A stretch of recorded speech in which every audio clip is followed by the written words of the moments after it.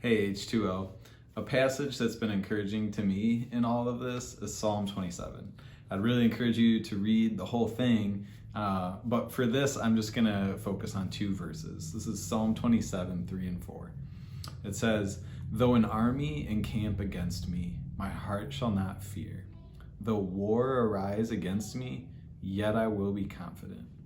One thing I have asked of the Lord, that will I seek after, that I may dwell in the house of the Lord all the days of my life, to gaze upon the beauty of the Lord and to inquire in his temple." So in Hebrew, your heart is your whole inner world, your thoughts, your feelings, your emotions, all of that rolled together. And the author, David, is clearly in some dire circumstances. There's an army encamping against him. And I've certainly been tempted to fear in all of this, like these circumstances with the COVID-19 and stuff. I think for me, reading an article which talked about some nurses in New York having to sew their own protective masks was a point in which I felt fear, like, oh no, we're running out of medical supplies. And in that moment, I had to choose to remind myself of God's goodness and that my hope is in him, not in my ability to control my circumstances.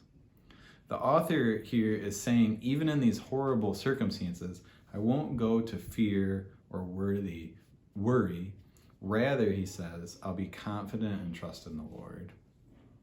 He goes on to say this in verse 4.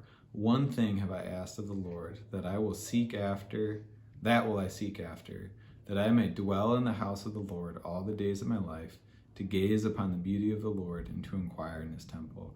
So to dwell, that's to sit down, to remain, to inhabit, to remain in the house of the Lord, to inhabit it, to gaze upon, to see, or to behold his beauty.